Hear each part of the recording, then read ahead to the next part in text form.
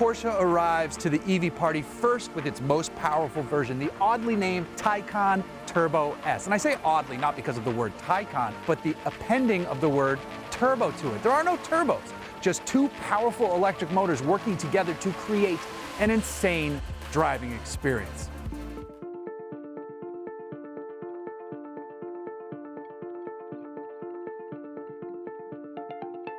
Now, this particular Taycan 4S is not a base model. It does not have the 79.2 kilowatt-hour battery pack. Instead, it has the 93.4 kilowatt-hour battery pack, and that bumps it to 563 horsepower! Ridiculous, in all the best ways. That improves the power, and it improves the range because there's a larger tank for electric fuel, if you will.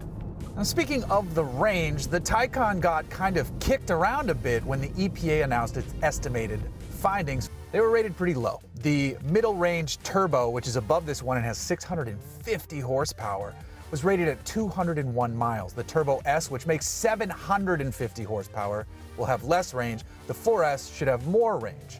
Here's the thing though, everyone is blowing away those range estimates for those testing this vehicle. You're routinely seeing people getting 260, 270, even 300 miles in the Taycan. The EPA has been very conservative for the range figure on these. Now, on the flip side, you have something like the Tesla Model S, which doesn't beat its range estimates like that. It comes close to them or it doesn't hit them.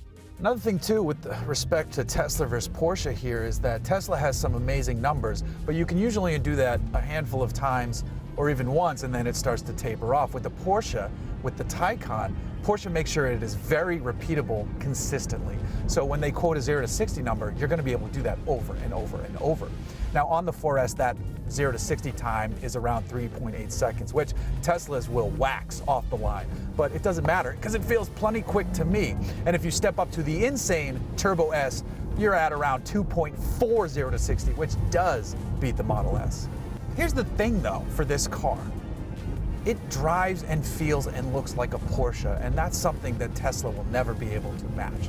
The car looks amazing. On the inside, it's really well done with this wonderful screen in front of you. And then the driving dynamics are just excellent. So obviously there's no water-cooled boxer engine out back. Instead, you have two electric motors, permanent magnet synchronous AC motors, one on the nose, one on the rear. The one up front runs off a single-speed direct drive gearbox. Well, not really a gearbox, a single-speed direct drive transmission. Out back, there's a two-speed automatic, and there's a slightly, only occasionally perceptible shift. You don't usually feel it, but if you hammer it, sometimes you feel the 1-2 shift, and it's kind of interesting. It's all-wheel drive, obviously, torque can vector how you want it, and I said earlier that this is not a base Taycan.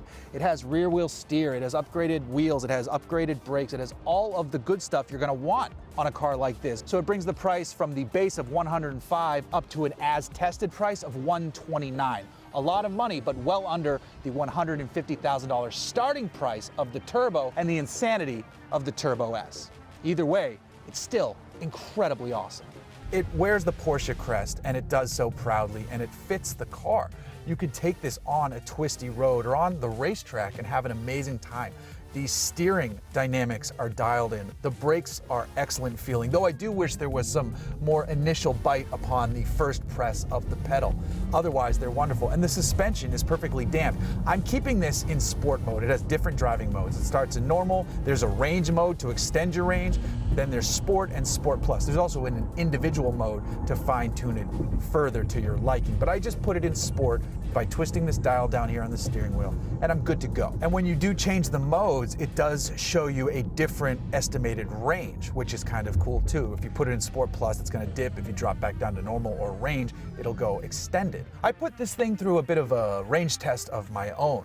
I left my house in Lake Forest, California, and I headed south, and then I crossed over on Ortega Highway, which is a mountainous, twisty, curvy, winding road. So I'm climbing, I'm doing curves, and then I'm coming back down on the other side. I connected to the 15 South. I drove through the back of Escondido and then continued on out to the 5 freeway to come north, stopping briefly in San Clemente, getting back in the car, driving up to Huntington Beach, stopping there, getting back in the car, and then driving back to Lake Forest. It's about 193 miles. I was in Sport almost the whole way, with brief bits of Sport Plus towards the end because I had plenty of range left. When I arrived back home, I had over 50 miles miles of range left. So that was me driving this very much like a Porsche and not caring that it was electric and having a wonderful time the entire drive. I had the AC on at 68, I had the cooled seat on in some sections, and I was enjoying myself over the mountainous road.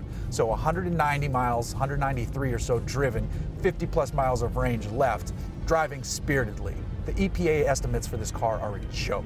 When it comes time to charge it, I'm fortunate that I have a 1450 NEMA wall outlet on my garage wall, and this has the upgraded onboard charger. I use the included plug, plugged into that outlet, and I'm at full level 2 charging for this. So I came home from that, plugged it in, and when I walk out to my garage in the morning, this thing is fully charged, and it's fully charged every time. So during my week with this car, I have not needed to take it to a charging station at all.